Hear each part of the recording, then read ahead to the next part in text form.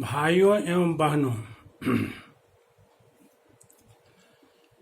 कृष्ण की बंसी की आवाज जैसे ही गोपियों के कान में गई, गोपियां अपना सब कुछ जो जैसी स्थिति में थी वैसी ही कृष्ण की तरफ दौड़ पड़ी। कोई गोपियां दूध दूहने का काम कर रही थी, दूध दूहना छोड़कर चल दिए कोई गोपियां दूध खौलाने का काम कर रही थी, जैसे था वैसे ही छोड़कर चल गई। कोई गोपियां लपसी बना रही थी, पकी हुई लपसी को बिना उतारे दौड़कर चली गई। कोई गोपियां वो अपने बच्चों को दूध पिला रही थी, दूध पिलाना छोड़ के चल दी। कोई गोपियां अपने लोगों को खाना परोस रही थी, खाना परोसना छोड़ के चल दी। कोई गोपियां अपने पतियों की सेवा कर रही थी, वो सेवा करना छोड़ के चल दिया। कोई आंखों में आंजन लगाने का काम कर रही थी, एक आंख में आंजन लगाई थी, दूसरा में नहीं लगाई थी, एक ही आंख में आंजन लगाकर चल पड़ी। और कोई गोपियां वस्त्रों को पहन रही थी, जैसे तैसे वस्त्रों को पहन कर ही दौड़ पड़ी कृष्ण की बंसी की आवाज सुनकर। गोपियां कृष्ण की बंसी की आवाज सुनकर चल पड़ी, तो उनके पिता थे, पति थे, बंधु थे, भाई थे, सब लोग उनको रोकने लगे। गोपियों को ऐसे तड़फड़ में जाते हुए देखकर ता बार्यमाणा पति भी पितृ भी भातृबंधु भी, ता बार्यमाणा गोपियां रोकी जाने लगी। किसके द्वारा? पति भी, पतियों के द्वारा, पितों के द्वारा, पिताओं के द्वारा, भाइयों के द्वारा और बंधुओं के द्वारा गोपियां रोके जाने लगी।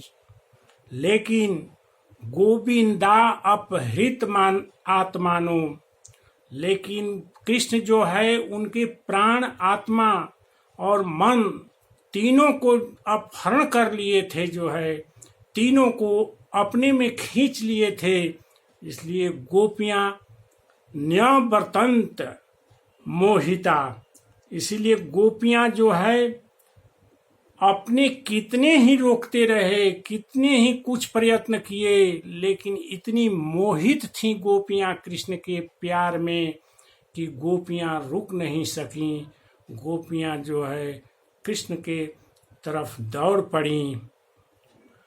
और जो गोपियों को स्थान मिला, घर खुला दरवाजा था, वे गोपियां तो चली गईं, लेकिन कुछ गोपियां हैं अपने घर में बंद हैं, उनको जाने का रास्ता नहीं मिल रहा है।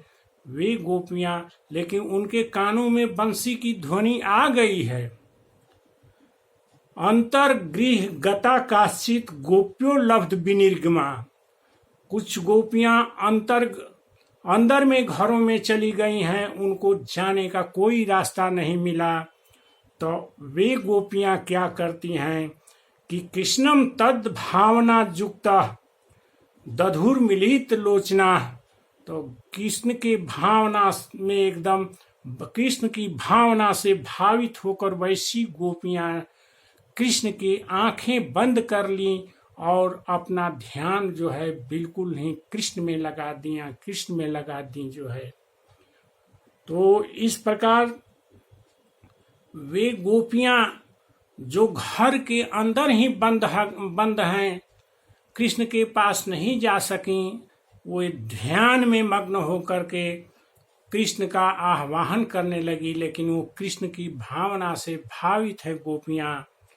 वे गोपियां अपने प्रियतम के वियोग में तीव्र विरह की अग्नि में जल रही हैं गोपियां। तीव्र विरह की अग्नि में जल रही हैं गोपियां। और गोपियों के जलन से, गोपियों के हृदय में जो विरह की अग्नि धधक रही है, उस अग्नि में गोपियों के जितने भी अशुभ कार्य थे सब जलकर भस्म हो गए बिना विरह के की अग्नि में। इस बात पर बहुत ध्यान देने की बात है कि जैसे ही गोपियों का ध्यान कृष्ण में लगा और गोपियां ध्यान मग्न हो गईं, उनके सारे पाप जो है, जो कुछ भी पाप था और जो कुछ भी पाप पुण्य के कार्य थे जो है, वो सब नष्ट हो गए, सब नष्ट हो गए जो है। क्षीण मंगला, जितने भी पुण्य के काम थे सब नष्ट हो गए, सब नष्ट हो गए। यहाँ पुण्य, गोपियों की पुण्य को नष्ट होने का मतलब यही है कि पुण्य भी लास्ट में दुखदाई ही होता है। जैसे पाप दुखदाई होता है वैसे पुण्य भी दुखदाई होता है। संसार में लोग पाप और पुण्य दो ही के फेरे में चक्कर में पड़े रहते हैं कि हमको ये काम करेंगे, दान करेंगे, जप करेंगे, तप करेंगे, व्रत करेंगे, फलाना जगह स्नान करेंगे, गंगा स्नान करेंगे, ये करेंगे, वो करेंगे। लोग सोचते रहते हैं कि इन सारे कार्यों को करने से हमको पुण्य मिलेगा। वैसे पुण्य के बारे में ही यहाँ कहा गया है कि वैसा पुण्य भी गोपियों का नष्ट हो गया, नष्ट हो गया। और पुण्य नष्ट होने का क्या मतलब है? मतलब यही है कि हमारे यहाँ मृतलोक में मायाबद्ध जीव दो प्रकार के काम करते हैं, एक से पाप होते हैं और एक से पुण्य होते हैं। लेकिन गीता में भगवान कह रहे हैं कि हे अर्जुन, पाप करने वाले भी तो 84 में जाते ही हैं, डायरेक्ट चल जाते हैं, लेकिन जो पुण्य का काम करते हैं वो भी स्वर्ग का सुख भोगने के बाद लास्ट में वे नरक में ही चले जाते हैं, वे 84 लाख जोनी में ही चले जाते हैं। इसीलिए पाप और पुण्य का फल एक ही बता रहे हैं भगवान गीता में कि जितना पाप का फल, दोनों का लास्ट फल एक है, 84 लाख जोनी और नरक जो है। क्योंकि मनुष्य की जोनी मिली है आदमी को भगवान को मोक्ष प्राप्त करने के लिए कि आदमी इस शरीर में प्रयत्न करके अपने मोक्ष को प्राप्त कर ले। लेकिन आदमी जो है अनेक प्रकार के कार्यों में मस्त रहता है, पूजा पाठ, दान धर्म, जप तप, व्रत के फेरे में पड़ा हुआ रहता है। भगवान की तरफ उसका ध्यान कभी नहीं जाता है। बस ये सब चीजों में उस आदमी का मन लगता है, लेकिन भगवान की तरफ जाने में कोई दिलचस्पी नहीं, उधर मजा ही नहीं मिलता है। जितना रोज रोज जो है पूजा पाठ, दान धर्म इत्यादि में आदमी का मन लगता है, वैसा मन आदमी का जो है उधर नहीं लगता है।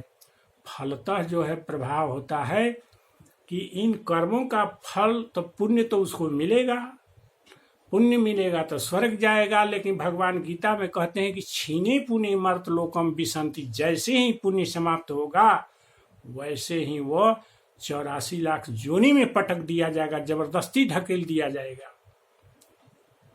एक वेद में भी भगवान कहते हैं, वेद में भगवान से पूछने पर कि आपने छंद बनाए, यज्ञ बनाए, तप बनाए, व्रत बनाए और आप जो है भूत बनाए, भविष्य बनाए, नियम बनाए, आचार्य बनाए, सब कुछ बनाए आप जो है, लेकिन तब क्यों बनाए आप जो है इनको? तो भगवान ही वेद में कहे हैं, श्वेता 17 उपनिषद के 4 अध्याय के 9वें मंत्र में भगवान एक कहे हैं बात, जो कि ये जो बनाए हैं हम, ये सांसारिक मनुष्यों के लिए बनाए हैं, संसार मायाबद्ध जीवों के लिए बनाए हैं, न कि एक गोलोक आने का के साधन है। गोलोक आने के साधन नहीं है। इसमें तस्मिन् च अन्यो माया सनिरुद्धो, इसमें जो है माया में बंधे जीव को बांधा जाता है। ये जितने भी छंदांश यज्ञा कर्तवो व्रतानि भूतम भव्यम च वेदा वदन्ति अस्मान च मायी सृजते विश्वमेता तस्मिन् च अन्यो माया सनिरुद्ध।